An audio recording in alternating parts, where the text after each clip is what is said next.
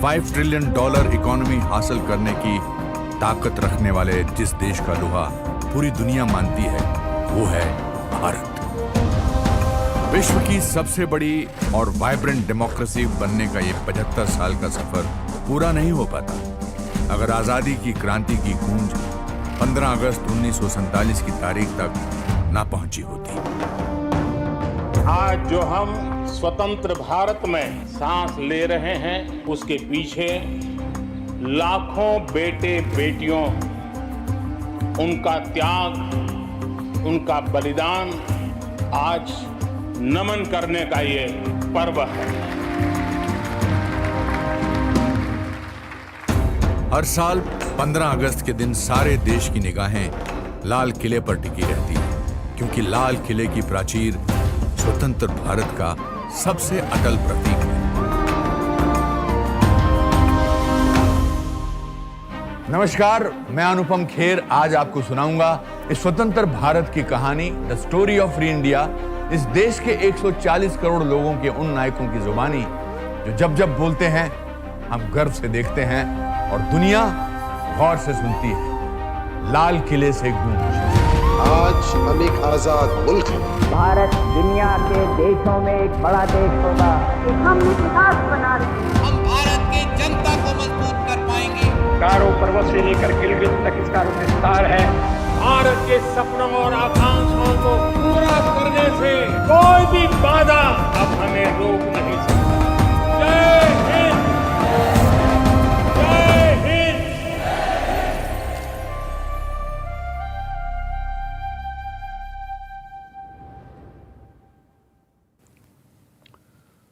दोस्तों, आज हमारे लिए स्वतंत्रता दिवस के मायने क्या हैं? शायद कुछ लोगों के लिए महज एक छुट्टी, बच्चों के लिए स्कूल की परेड, या फिर ये कह देना कि आज देश आजाद हुआ था, we got our freedom today.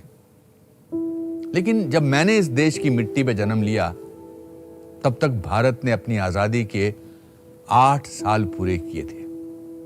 इसलिए आप कह सकते हैं कि मैंने और आजाद भारत ने अपना बचपन और जवानी साथ साथ जिए हैं। शायद इसीलिए मेरे लिए ये दिन खास है।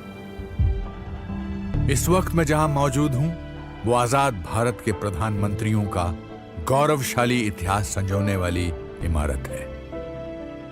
तो दोस्तों, तैयार हो जाइए क्योंकि आज मैं आपको सुनाऊंगा स्वतंत्र भारत की कहानी इस देश के प्राइम मिनिस्टर्स की स्पीचेस की जुबानी। पीएम के 75 भाषणों के मंथन से कैसे बना आजादी का अमृत महोत्सव। 16 अगस्त 1947 को देश के पहले प्रधानमंत्री पंडित जवाहरलाल नेहरू ने लाल किले पर तिरंगा फहराया और 8 मिनट के भाषण से देश को संबोधित किया।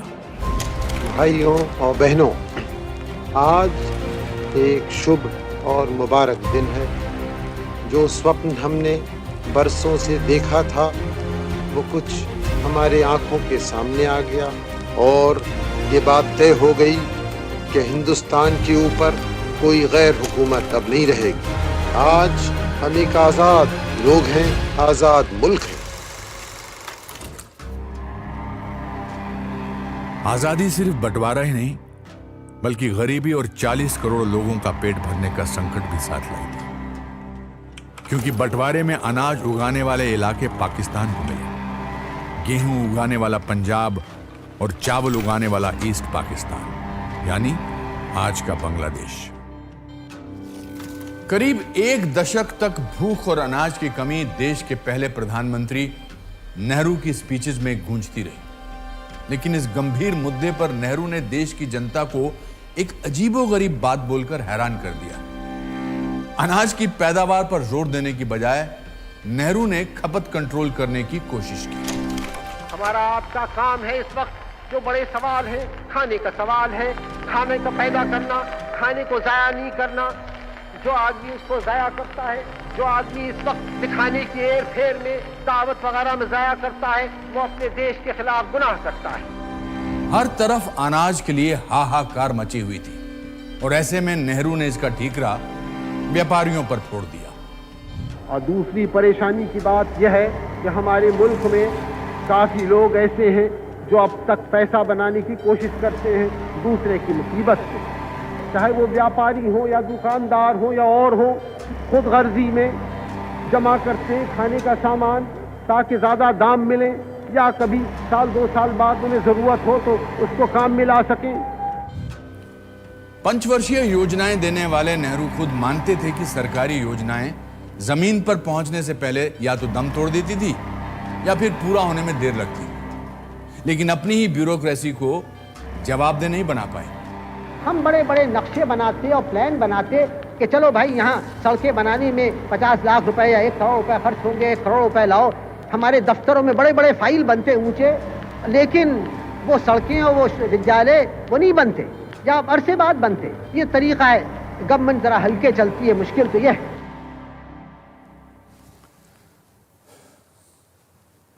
नेहरू इसी कमरे में देर रात तक बैठकर चिंतन किया करते थे।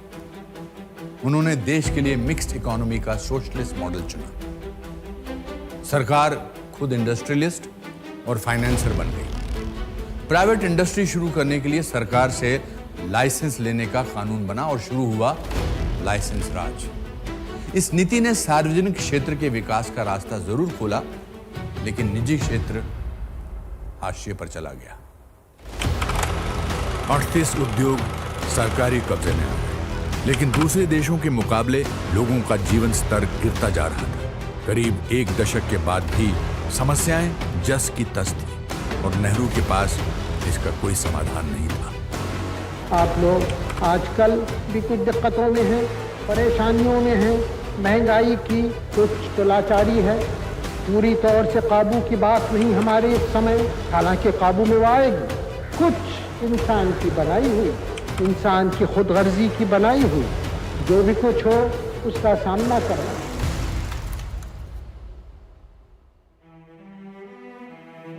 बिजनेसमैन को नेहरू शक की नजर से देखते थे।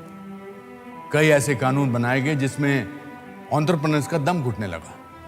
नेहरू काला बाजारी से निपटने में अपनी सरकार की लाचारी जाहिर करते रहे। उस पार लाल किले से अपने भाषण में नेहरू ने यह कहकर भी चौंका दिया कि देश के लोग मेहनती नहीं हैं। हमारे यहाँ अभी हिंदुस्तान में काफी मेहनत करने की आदत आमतौर से नहीं हुई।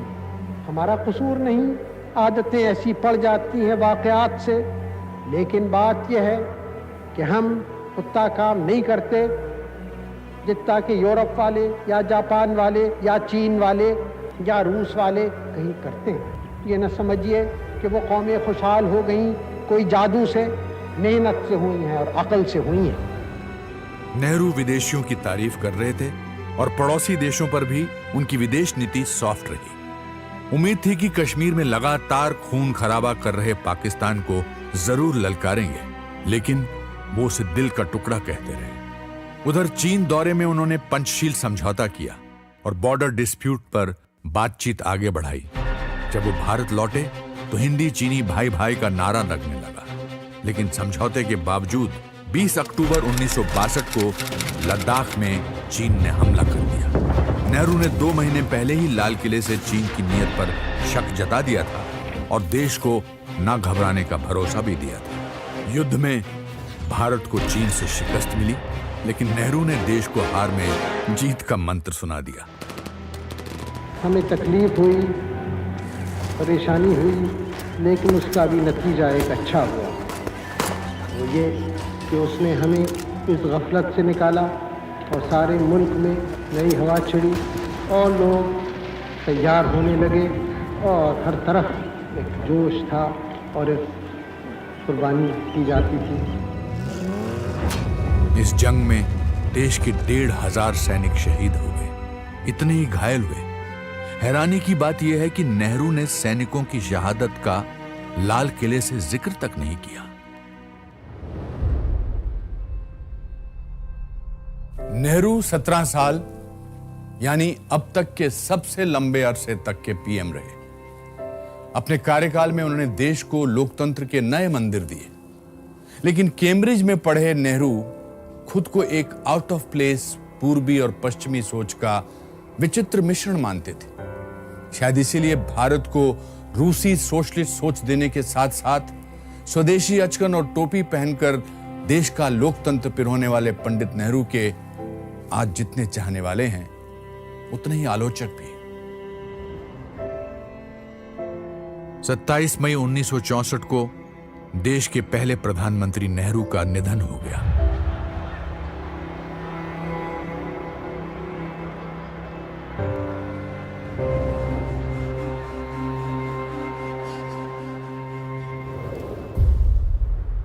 नेहरू के बाद लाल बहादुर शास्त्री ने देश की कमान संभाली। शास्त्री को भरोसा हो गया कि सेंट्रलाइज स्कीम्स और प्राइस कंट्रोल से दूर जाने की जरूरत थी। उन्होंने कृषि पर ध्यान केंद्रित किया, निजी उद्यम और विदेशी निवेश को बल दिया और देश में व्हाइट रेवोल्यूशन और ग्रीन रेवोल्यूशन की शुरुआत की। इसी दौरान 1965 के भारत पाकिस्तान युद्ध ने शास्त्री को मजबूत इरादों वाले राष्ट्र नेता के तौर पर पहचान दी। शास्त्री ने लाल किले से अब तक दिल का टुकड़ा कहे जाने वाले पाकिस्तान को ईंट का जवाब पत्थर से देने का ऐलान कर दिया। साथ ही उन्होंने देश को जय जवान जय किसान का भी नारा दिया। आज समय है, कोई हमें आराम का वक्त नहीं। आज एक त्याग का, बलिदान का, कुर्बानी का जो भी रास्ता हो वो हमें अख्तियार करने के लिए तैयार रहना हो। और मैं आपकी तरफ से ये कहने वाला हूँ और कहना चाहता हूँ कि कश्मीर का एक टुकड़ा भी पाकिस्तान को मिलने वाला नहीं है।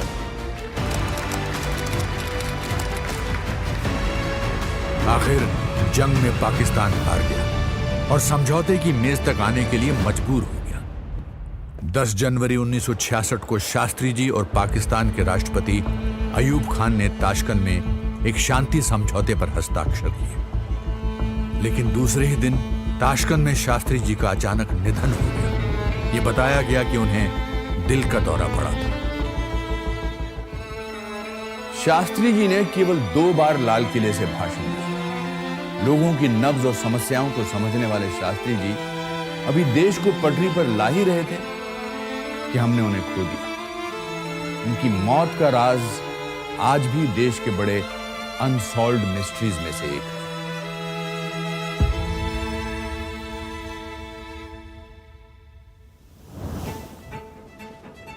अब स्वतंत्र भारत के इतिहास में एक नया मोड़ आया। देश की पहली महिला प्रधानमंत्री ने कमान संभाली। पंडित नेहरू की बेटी इंदिरा गांधी के सॉफ्ट स्पोकन अंदाज के कारण उन्हें अपनी ही पार्टी के लोग गूंगी गुड़िया कहते थे। लेकिन इस छवि के पीछे छुपी उनकी लौह इच्छा शक्ति और निरंकुश महत्वाकांक्षा या अनब्राइडल्ड एम्बिशन को उस वक्त शायद किसी ने नहीं आंका होगा। सत्ता संभालते ही इंदिरा गांधी ने 14 प्राइवेट बैंकों को नेशनलाइज कर दिया। सरकारी हो जाने के बाद बैंकिंग सेक्टर पर राजनीतिक दबाव पड़ने लगा। धीरे धीरे क्रोनी कैपिटलिज्म को बढ़ावा मिला। इधर अनाज की कमी और उसकी कालाबाजारी का इंदिरा गांधी के पास कोई भी जवाब नहीं था। नेहरू की तर्ज पर इंदिरा ने व्यापारियों पर अपनी नाराजगी जाहिर की। जो हमारे उद्योगपति हैं या हमारे और धनी कारोबार चलाने वाले हैं, उनसे भी कुछ अनुरोध करना होता है। अगर वो चाहते हैं कि ये अनुशासन हो तो उनकी भी कुछ जिम्मेदारी है। उनकी जिम्मेदारी है कि बड़े बड़े मुनाफे, ऊंचे ऊंचे वेतन अगर वो बढ़ाते जाएंगे तो ये अनुशासन रखना फिर आसान नहीं रहता। अपने कार्यकाल के दौरान इंदिरा गांधी ने एंटरप्राइजेस पर स्टेट कंट्रोल की नेहरू की नीतियों को अपनाया। सरकार ने होटल चलाना, स्कूटर, ट्रैक्टर, रेफ्रिजरेटर और घड़ियां बनाना भी शुरू कर दिया। यहां तक कि ब्रेड, एरेटेड ड्रिंक और फ्रूट कॉन्सेंट्रेट भी बेचना शुरू कर दिया। 1970 के बजट में पर्सनल इनकम टैक्स रेट 11% बढ़ा दिया। 2 लाख रुपए से ज्यादा कमाई वालों पर तो 93.5% टैक्स लगाया गया। वेल्थ क्रिएशन गुनाह बन चुका था। इन सब के बावजूद इंदिरा ने बढ़ती महंगाई का ठीकरा डीलर्स पर फोड़ दिया।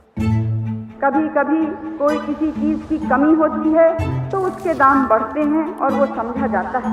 लेकिन कभी कभी एक वस्तु पे टैक्स लगता है और दूसरी वस्तु जिनका जरा भी उससे संबंध नहीं है उनके दाम भी बढ़ जाते हैं। कौन बढ़ाता है, क्यों बढ़ते हैं?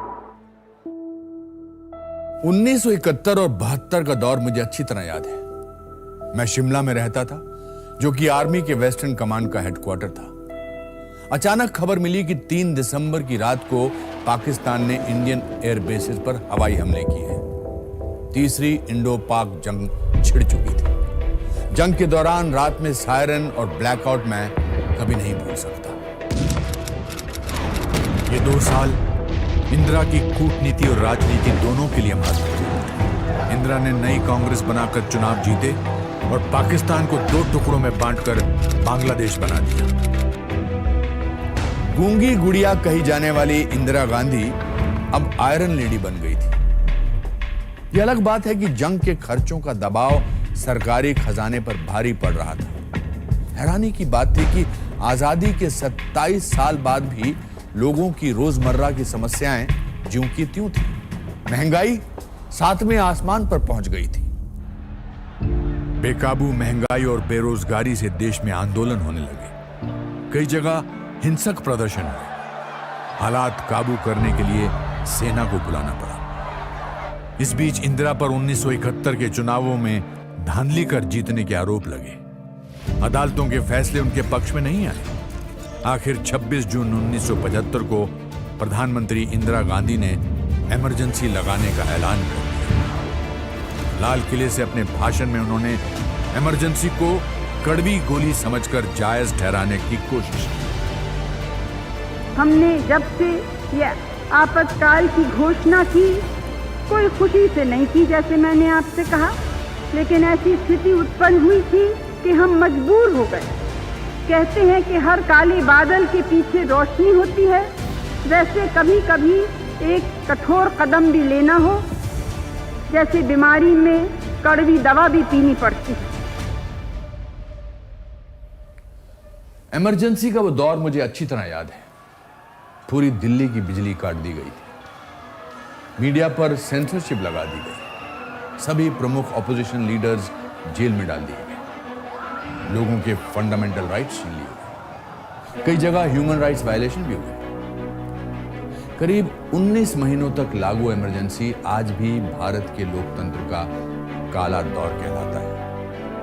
हालांकि इंदिरा ने इमरजेंसी सस्पेंड कर चुनाव करवाए, और उसका परिणाम नतीजों में साफ दिखा जब कांग्रेस को करारी हार का सामना करना पड़ा। 3 साल तक देश की राजनीति में अस्थिरता का दौर रहा। इस बीच भारत ने 2 प्रधानमंत्री देखे। 1977 में मोरारजी रणछोड़जी देसाई ने शपथ ग्रहण की। आजादी के बाद पहली बार किसी गैर कांग्रेसी प्रधानमंत्री ने लाल किले पर राष्ट्रीय ध्वज फहराया। कुछ ही समय में पार्टी की आपसी खींचतान में मोरारजी की सरकार गिर गई। इंदिरा के समर्थन से चरण सिंह ने सत्ता संभाली, लेकिन उनकी सरकार भी ज्यादा नहीं चली।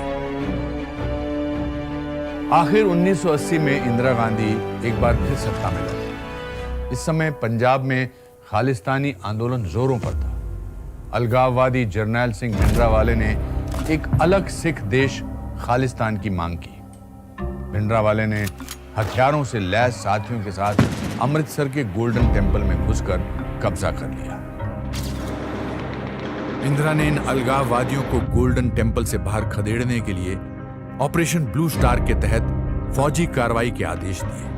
इस ऑपरेशन में स्वर्ण मंदिर के कुछ हिस्सों को काफी नुकसान पहुंचा। 450 लोग मारे गए। इससे सिख बेहद नाराज हो गए। 31 अक्टूबर 1984 को देश ने आतंकवाद का घिनौना चेहरा देखा। प्रधानमंत्री इंदिरा गांधी पर अपने ही घर एक सफदरजंग रोड में उनके सुरक्षा गार्ड बेअंत सिंह और सतवंत सिंह ने गोलियों की बौछार कर दी। देश ने एक और प्रधानमंत्री खो दिया।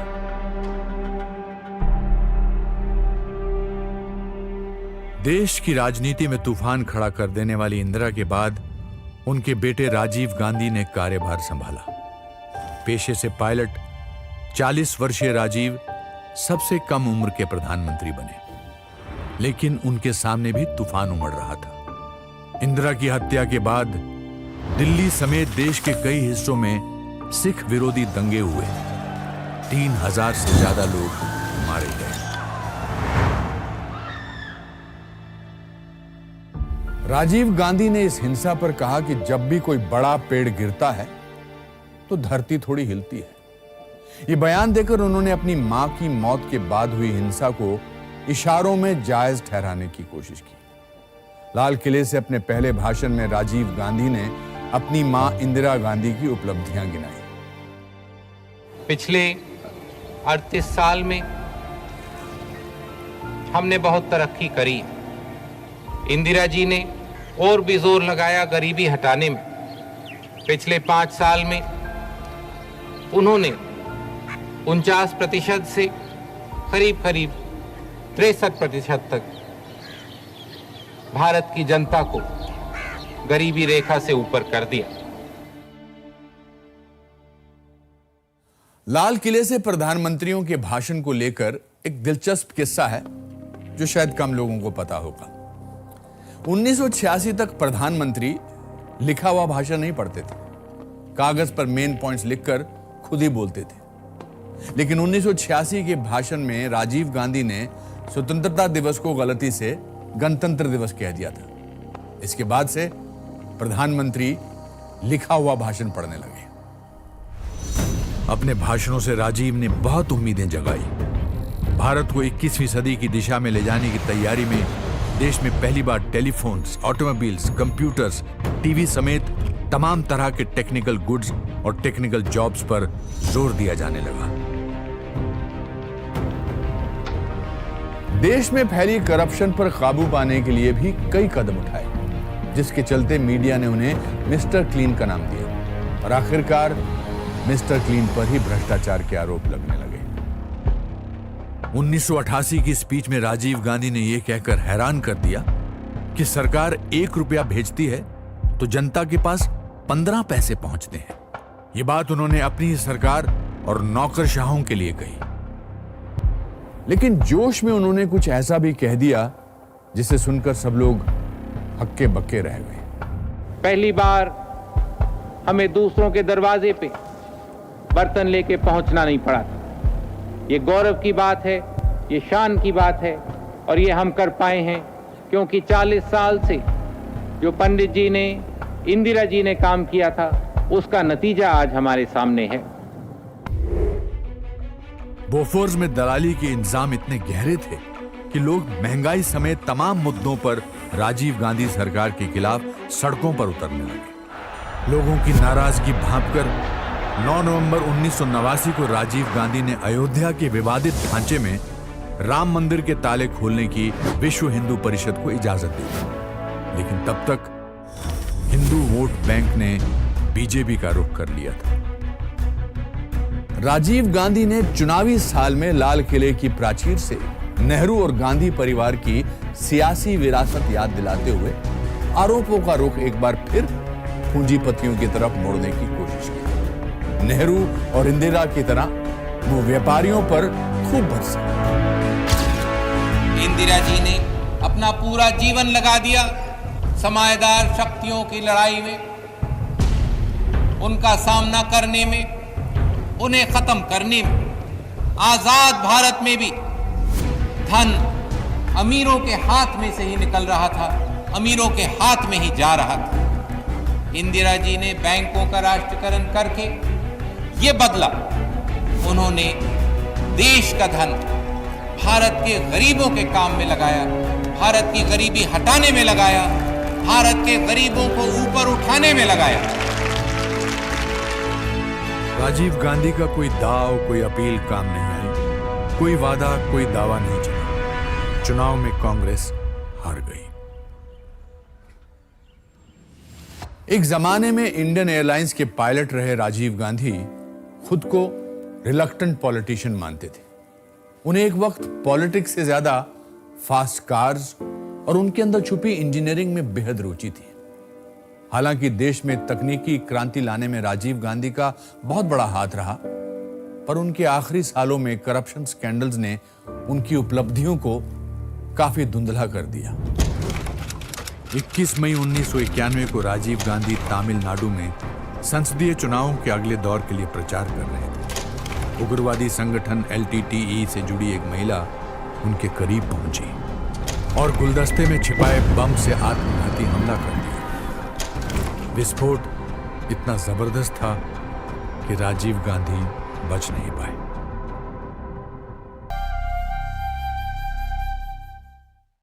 आजादी के 44 साल में भारत ने देश के 2 ताकतवर नेताओं की हत्या का मंजर देखा था। इन दोनों घटनाओं ने पूरे देश को सियासी सदमे में पहुंचा दिया था। लेकिन एक बार फिर भारत के राजनीतिक मानचित्र पर एक नए प्रधानमंत्री का उदय हुआ, जिसने भ्रष्टाचार को राष्ट्रीय राजनीति का मुद्दा बनाया।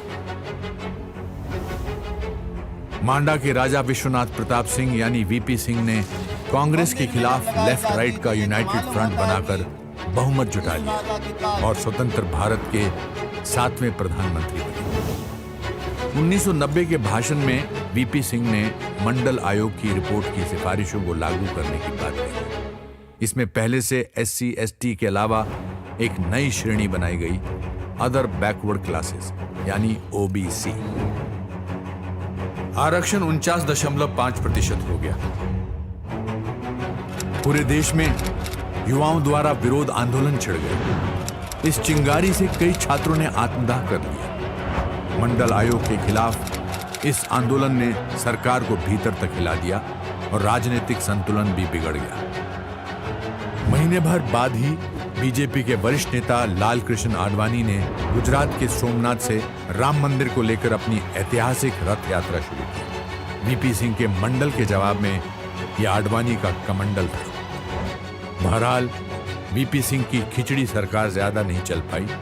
कांग्रेस के समर्थन से अब चंद्रशेखर प्रधानमंत्री बने, लेकिन 7 महीनों में ही कांग्रेस ने समर्थन वापस ले लिया और सरकार गिर गई।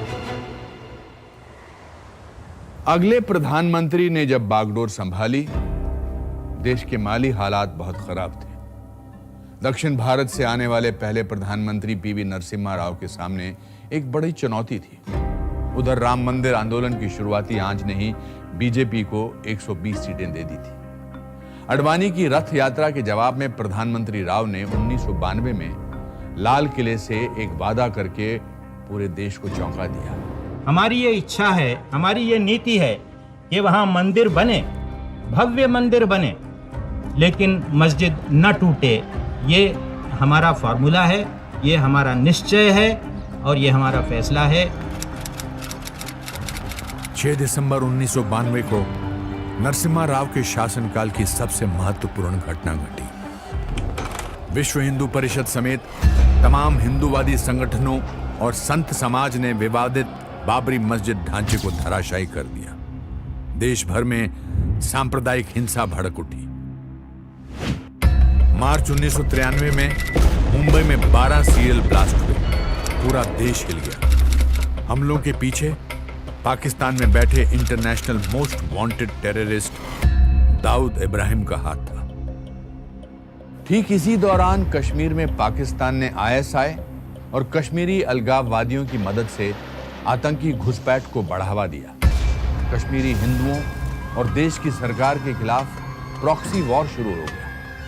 कश्मीरी पंडित अपना सब कुछ छोड़कर घाटी से बाहर शरणार्थी बनकर रहने को मजबूर हो गए।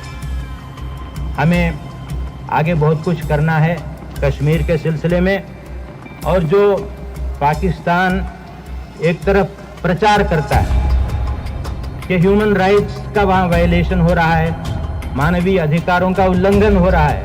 अभी 2 दिन पहले वहाँ के आतंकवादियों ने एक बस को बीच में रोका और उसमें 16-17 आदमियों को उतारकर उन लोगों को गोली मार दी। इनके गोली के जो शिकार हुए, क्या उनके मानवीय अधिकार नहीं है? उनको जिंदा रहने का हक नहीं है? ये केवल इन्हीं आतंकवादियों को है। प्रधानमंत्री नरसिम्हा राव ने माना कि कश्मीर में हिंदुओं पर ज्यादतियां हो रही हैं, भले ही रोकने के लिए कोई ठोस कार्रवाई नहीं की। आज जब कश्मीर फाइल्स चर्चा में है, यह बताना जरूरी है कि एक वर्ग रहा है और अब भी है जो ये मानने को तैयार ही नहीं है कि हिंदुओं के खिलाफ कश्मीर में हिंसा हुई। नरसिम्हा राव सरकार ने देश की अर्थव्यवस्था को एक नया आयाम दिया।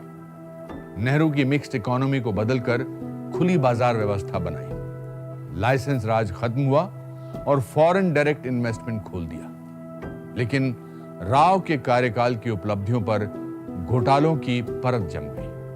5,000 करोड़ रुपयों के शेयर बाजार स्कैम के साथ साथ कई और घोटालों का पर्दाफाश हुआ और राव के नेतृत्व में कांग्रेस चुनाव हार गई। 1996 से 1998 तक संयुक्त मोर्चा की खिचड़ी सरकार ने देश को एक बार फिर राजनीतिक अस्थिरता की तरफ धकेल दिया। पहले एचडी देवेगौड़ा, फिर 18 महीने बाद आईके गुजराल ने प्रधानमंत्री की कुर्सी संभाली। 3 साल में संयुक्त मोर्चा की 2 सरकारें गिर चुकी थी। लोकसभा भंग करने के अलावा और कोई चारा नहीं था। एक बार फिर देश में मिड टर्म इलेक्शन करवाने पड़े।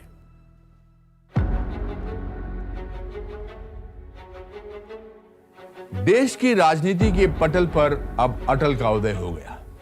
यह अटल बिहारी वाजपेयी का व्यक्तित्व ही था कि इस बार बीजेपी सरकार बनाने के लिए 24 पार्टियों ने अपना समर्थन दे दिया और यह वाजपेयी का ही कुशल नेतृत्व था।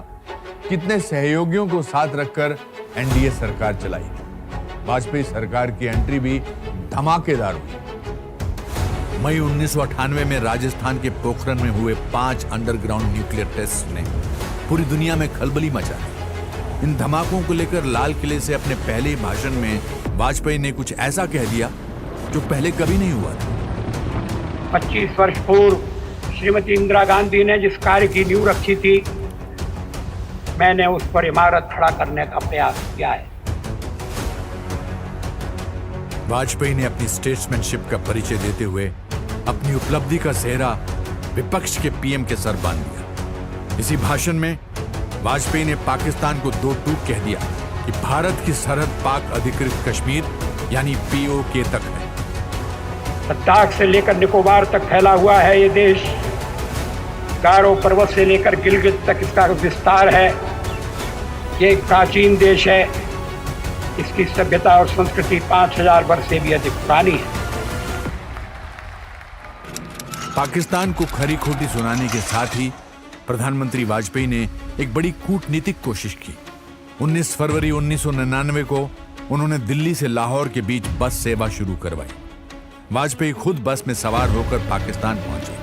पाकिस्तान के प्रधानमंत्री नवाज शरीफ आगवानी के लिए मौजूद थे। कश्मीर विवाद और पाकिस्तान के साथ दूसरे मामलों को सुलझाने के लिए लाहौर घोषणा पत्र बना। 2 महीने बाद ही जम्मू कश्मीर के कारगिल सेक्टर में पाकिस्तानी सेना ने घुसपैठ कर कब्जा जमा लिया। मई से जुलाई तक चली इस जंग में भारत ने पाकिस्तानी सेना और घुसपैठियों के पांव उखाड़ दिए।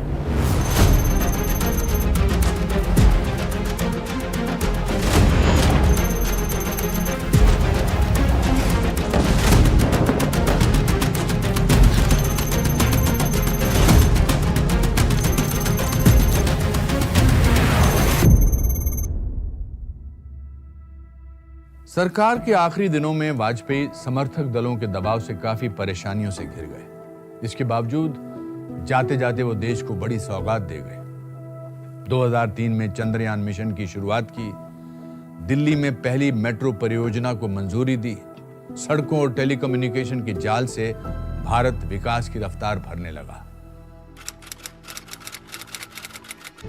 मई 2004 में भारतीय जनता पार्टी चुनाव हार गई। कांग्रेस लेफ्ट के सहयोग से सत्ता में आई। सोनिया गांधी ने अपने विदेशी मूल को लेकर प्रधानमंत्री बनने से इनकार कर दिया। वरिष्ठ पार्टी नेताओं को दरकिनार कर सोनिया ने मंझे हुए पॉलिटिशियन की जगह एक टेक्नोक्रेट मनमोहन सिंह को प्रधानमंत्री बनाया। बढ़ती महंगाई को लेकर यूपीए सरकार निशाने पर थी। मनमोहन सिंह ने नेहरू गांधी की ही तरह लाल किले से गजब इन्फ्लेशन की अजब वजह बताई। हमें ये बात समझनी होगी कि यदि हम चाहते हैं कि हमारे किसानों की आमदनी बढ़े तो उनकी पैदा की गई वस्तुओं की कीमतें कुछ ना कुछ बढ़ेंगी ही। जब समाज के दूसरे वर्गों की आमदनी बढ़ती है तो हमारे किसानों की आमदनी क्यों ना बढ़े। मनमोहन सरकार की एक चाबी गठबंधन के सहयोगियों के हाथ थी। लेफ्ट के समर्थन से इकोनॉमिक रिफॉर्म्स मुमकिन नहीं थे। दूसरी तरफ यूपीए सरकार को सलाह देने के लिए सोनिया गांधी ने नेशनल एडवाइजरी काउंसिल बनाई और खुद उसकी चेयरमैन बन गई। ये पहली बार हुआ था कि प्रधानमंत्री को गवर्नेंस और नीति निर्धारण के लिए अपने पार्टी अध्यक्ष पर निर्भर रहना पड़ा। और ऐसा पहली बार हुआ जब लाल किले से किसी पीएम ने रूलिंग पार्टी के अध्यक्ष का नाम लिया। हमारी पूर्व प्रधानमंत्री श्रीमती इंदिरा गांधी जी ने कहा था गरीबी हटाओ। हमारी नेता श्रीमती सोनिया गांधी ने हमें नारा दिया है रोजगार बढ़ाओ। 26 नवंबर 2008 मैं उस दिन मुंबई में था। रात करीब 8:30 बजे जो खबर मिली उससे मैं हिल गया। मुंबई के 2 मशहूर होटल्स पर 10 आतंकियों ने हमले किए। 180 से ज्यादा लोग मारे गए और तकरीबन 800 लोग बुरी तरह घायल हो गए। पूरे देश और दुनिया ने इस खौफनाक मंजर को देखा। 2009 में मनमोहन सिंह दोबारा प्रधानमंत्री बने। उन्होंने लाल किले से अपने भाषण में इस घटना का जिक्र तो जरूर किया, लेकिन शहीदों को श्रद्धांजलि नहीं दी। मुंबई में पिछले नवंबर में हुए भयानक आतंकी हमले के बाद हमारी सरकार ने इसके खिलाफ कई कदम उठाए। आतंकी गतिविधियों को ख़त्म करने के लिए हमारी इंटेलिजेंस एजेंसी और सुरक्षा बलों को लगातार बेहतर बनाया जा रहा है। मुझे यकीन है कि समाज के सभी तबकों के भरपूर सहयोग से हम अपने देश से आतंकवाद को ख़त्म करने में ज़रूर कामयाब होंगे। मनमोहन सिंह के कार्यकाल में इकोनॉमी सबसे तेजी से बढ़ी, लेकिन आतंकी हमले, 2G स्कैम, CWG घोटाला, अगस्ता हेलीकॉप्टर घोटाला के एक के बाद एक मामलों से देश की जनता का गुस्सा भड़क उठा था। घोटालों की लंबी होती फहरिस्त के बावजूद डॉक्टर मनमोहन सिंह के पास भ्रष्टाचार का कोई इलाज नहीं था। देश की जनता ने 2014 के आम चुनाव में एक ऐसा फैसला सुनाया जिसकी गूंज बहुत दूर और बहुत देर तक बरकरार रहने वाली है।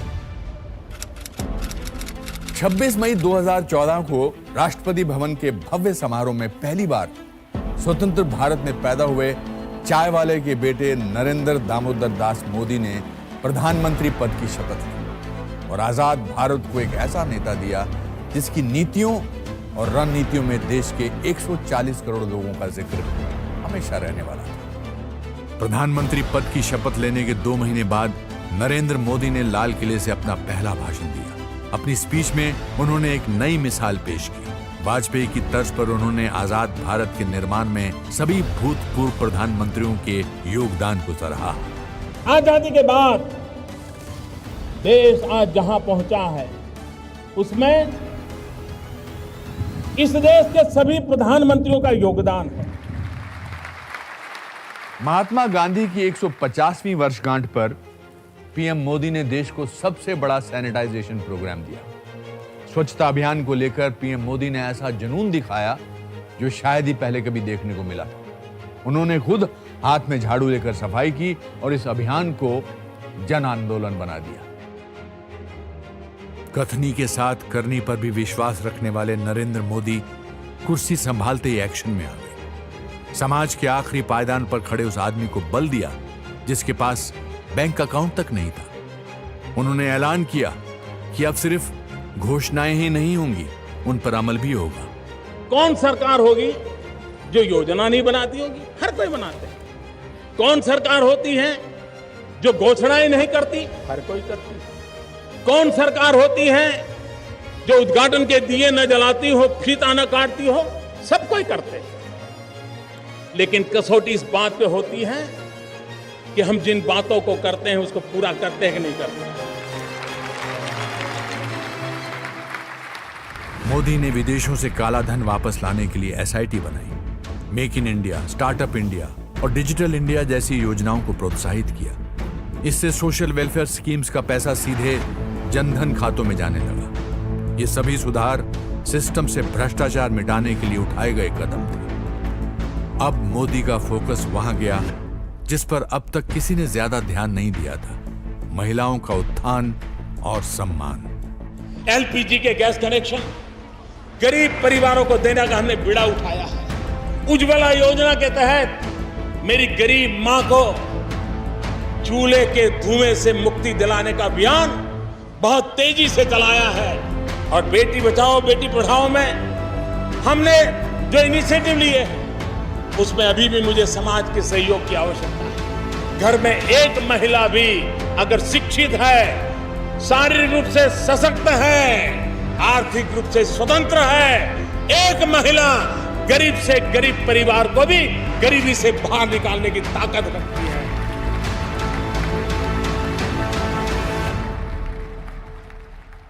जब जब भारत में लोकतंत्र मजबूत होता है, हमारा पड़ोसी अपनी साजिशें बढ़ा देता है। प्रधानमंत्री मोदी लगातार चेतावनी देते रहे। बिना नाम लिए मोदी को पाकिस्तान के बारे में उसी की भाषा में बोलना पड़ा जिसका वो हकदार था। उन्होंने वाजपेयी की विरासत को आगे बढ़ाया और 2016 के भाषण में लाल किले से साफ कर दिया कि पीओके भारत का हिस्सा है। मैं आज लाल किले की प्राचीर से बलूचिस्तान के लोगों का, गिलगिट के लोगों का, पाक के कब्जे वाले कश्मीर के लोगों का मैं आज तहे दिल से आभार व्यक्त करना चाहता हूं।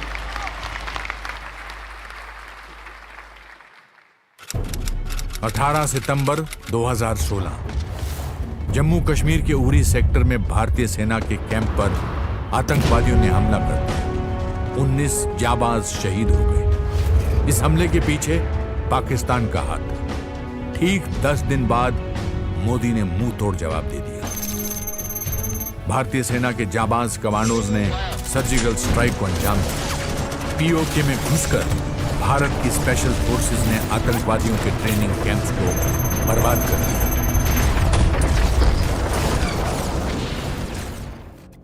पंद्रह अगस्त 2017 को जब प्रधानमंत्री मोदी ने लाल किले से देश को संबोधित किया तो उन्होंने बता दिया कि यह नया भारत है जो देश की रक्षा और सुरक्षा के साथ साथ पलटवार करना भी जानता है। हमारा देश, हमारी सेनाएं, हमारे वीर पुरुष, उन्होंने जब जब मौका आया है अपना कर्तव्य दिखाया, अपना सामर्थ्य दिखाया है। बलिदान की पराकाष्ठा करने में ये हमारे वीर कभी पीछे नहीं रहे हैं। और जब सर्जिकल स्ट्राइक हुई, दुनिया को हमारा लोहा मानना पड़ा।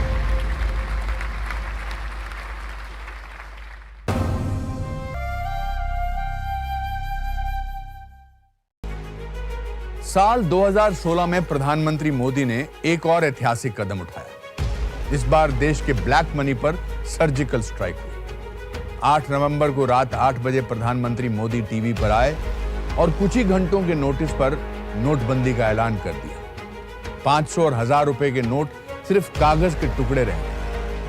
ताज्जुब की बात यह है कि मोदी सरकार के बड़े बड़े मंत्रियों को भी इसकी भनक नहीं थी। 2017 में मोदी सरकार ने ईज ऑफ डूइंग बिजनेस की रणनीति बनाई और उसे अंजाम तक पहुंचाने के लिए सिंगल टैक्स सिस्टम यानी जीएसटी लागू किया। 2018 में उन्होंने दुनिया की सबसे बड़ी स्वास्थ्य योजना आयुष्मान भारत की शुरुआत की। करीब 50 करोड़ गरीब लोगों को 5 लाख रुपए तक हेल्थ इंश्योरेंस फ्री दिया गया। 14 फरवरी 2019 को मैं देहरादून से अपनी फिल्म की शूटिंग करके निकला ही था कि पाकिस्तान की एक और नापाक हरकत की खबर मिली। जम्मू श्रीनगर नेशनल हाईवे पर पुलवामा में सीआरपीएफ के काफिले पर आरडीएक्स वाली गाड़ी से हमला कर दिया गया। इस आत्मघाती हमले में देश के 40 जाबाज शहीद हो गए। मोदी ने पुलवामा हमले के जिम्मेदार आतंकियों को सबक सिखाने के लिए सेना को खुला हाथ दे दिया। 26 फरवरी को पाकिस्तान के बालाकोट में चल रहे टेरर कैंप पर भारतीय वायुसेना के फाइटर जेट्स ने एयर स्ट्राइक कर तबाही मचा दी। प्रधानमंत्री मोदी ने अपने पहले 5 साल के कार्यकाल में ही पूरी दुनिया को बता दिया था कि भारत अब राष्ट्रवाद की राह पर मजबूती से बढ़ रहा है। 2019 के चुनावों में लोगों ने मोदी के चेहरे पर फिर भरोसा जताया और बीजेपी ने पूर्ण बहुमत से सरकार बनाई। नरेंद्र मोदी ने दोबारा प्रधानमंत्री पद की शपथ ली। अपने दूसरे कार्यकाल में मोदी सरकार ने भारत के नक्शे पर एक नया इतिहास लिख दिया। संसद में जम्मू और कश्मीर को मिले स्पेशल स्टेटस वाले सेक्शन 370 को रद्द करने के प्रस्ताव को पास करवाया, जिसकी बदौलत भारत के इतिहास में पहली बार कश्मीर विधानसभा से लेकर लाल चौक तक तिरंगा लहराने लगा। 70 दिन के भीतर आर्टिकल 370 और 35A को हटाने का काम भारत की दोनों सदनों ने, राज्यसभा और लोकसभा ने 2/3 बहुमत से पारित कर दिया और जम्मू कश्मीर और लद्दाख के नागरिकों की आशा आकांक्षा पूरी हो, ये हम सबका दायित्व है।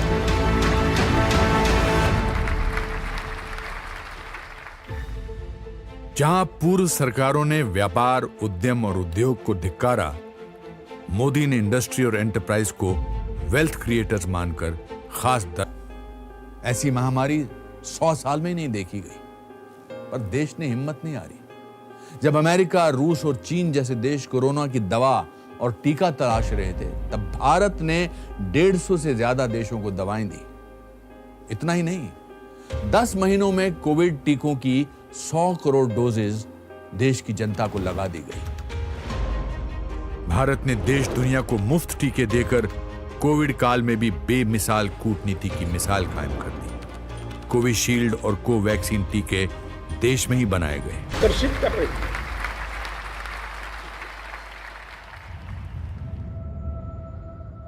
आजादी के बाद 15 प्रधानमंत्रियों ने भारत जैसे विशाल देश की कमान संभाली। लाल किले की प्राचीर से उनके भाषण देश के लिए उनका नजरिया और योजनाओं के खाके की झलक दिखाते हैं। गहराई से विश्लेषण के बाद उनके भाषण का लहजा, विषय और नैरेटिव को टटोलें तो ये उनके व्यक्तित्व और प्राथमिकताओं के बारे में दिलचस्प कहानी बयान करता है। जवाहरलाल नेहरू और इंदिरा गांधी करिश्माई नेता जरूर थे, लेकिन उनके भाषणों से डेटा और डिटेल गायब थे। दोनों के भाषण में लोगों के प्रति तिरस्कार और झिड़कने का लहजा झलकता था और समाधान के बजाय समस्याओं पर ज्यादा जोर रहा। दोनों ने कारोबारी समुदाय को हमेशा शक की नजर से देखा। इसके उलट शास्त्री जी राष्ट्र के लिए एक मजबूत दृष्टि के साथ दयालु और दृढ़ संकल्प नेता के तौर पर सामने आए। राजीव गांधी के भाषणों ने भविष्य के लिए उनके दृष्टिकोण को सामने रखा, लेकिन उनमें भी डिटेल की कमी दिखी और अक्सर लोगों के प्रति तिरस्कार रवैया सामने आया।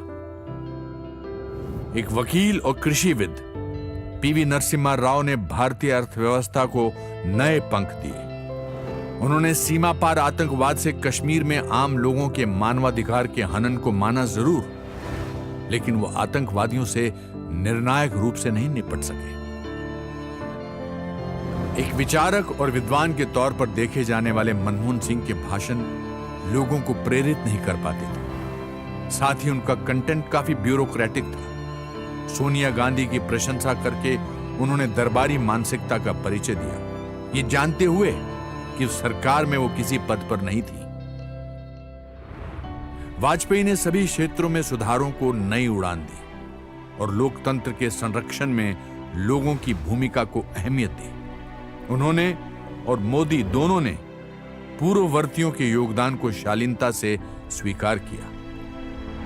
प्रधानमंत्री मोदी के भाषण भावनात्मक और प्रेरक होते हैं। लोगों की नब्ज पहचानते हुए वो राष्ट्रीय चुनौतियों के लिए विशिष्ट लक्ष्यों के साथ नई पहल की घोषणा करने के लिए खास मंच का इस्तेमाल करते हैं। उनके भाषण डेटा से भरपूर होते हैं और वो पहले की घोषणाओं पर नियमित अपडेट देते रहते हैं। मोदी भारतीयता के राष्ट्रवाद पर गर्व महसूस करते हैं और नए भारत की कहानी सुनने के लिए आज पूरी दुनिया आतुर है। यही समय आज सारी दुनिया हमें विश्व गुरु का दर्जा देने को तैयार है, लेकिन यह सब मुमकिन नहीं होता अगर स्वतंत्रता सेनानियों ने देश को आजादी नहीं दिलाई होती। तो नमन आजादी के उन सभी मतवालों को जिन्होंने हमें खुली हवा में आजाद सांस लेने का हक दिलाया। नमस्कार और जय हिंद। ग्राउंड रिपोर्ट ना सहप्रायोजक KJ इंस्टीट्यूट ऑफ इंजीनियरिंग